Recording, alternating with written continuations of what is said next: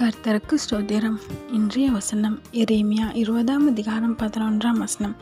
கர்த்தரோ பயங்கரமான பராக்கிரமசாலியாய் என்னோடு இருக்கிறார்.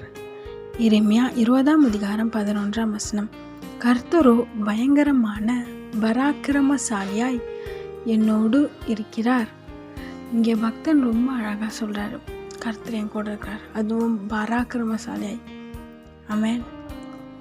இன்றைக்கி உங்ககிட்ட கர்த்தர் சொல்கிற ஒரு வார்த்தை இருந்தமா, நான் உன் கூட இருக்கிறேன், அதுவும் பயங்கரமான பராக்கிரமசாலியாக அவன் கூட இருக்கிறேன்.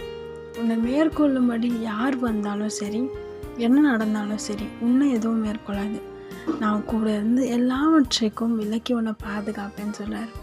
ஆமென். நீங்கள் நினைக்கிறீங்க, ஐயோ இந்த பாவம் நான் விடணும், இந்த பாவத்தினால மேற்கொள்ள முடியலையே அப்படின்னு நினைக்கிறீங்களா?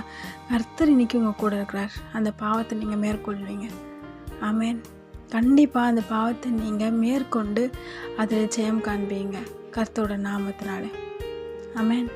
பலவீனமாக, கடனா, பிரச்சனையா, எல்லாவற்றிலிருந்தும் கர்த்தர் உங்களோடு இருந்து பராக்கிரமசாலியாய் காரியங்களை செய்து உங்களை ஆசீர்வதிப்பார். விசுவாசிக்கிறீங்களா? பக்தனோடு இருந்தார், பக்தனுக்கு செய்தார், உங்களுக்கும் செய்வார். கர்த்தர் தாவீதோடு இருந்தார், அதனால தாவீதால கோலியாத்தை முறியடிக்க முடிஞ்சது. இன்றைக்கி உங்கள் வாழ்க்கையில் எந்த விதமான கோலியாத்தாக வேணா இருக்கலாம், எவ்வளோ ஹைட்டாக வேணா இருக்கலாம், எவ்வளோ பெருசாக வேணா இருக்கலாம், கர்த்தர் உங்களோடு இருந்த அந்த கோலியாத்தை முறியடித்து போட்டு உங்களுக்கு ஜெயத்தை தருவார். ஆமென். விசுவாசிங்க, பயப்படாதீங்க, கலங்காதீங்க. கர்த்தர் உங்களோடு இருந்து உங்களை ஆசீர்வதிப்பார். ஆமென்.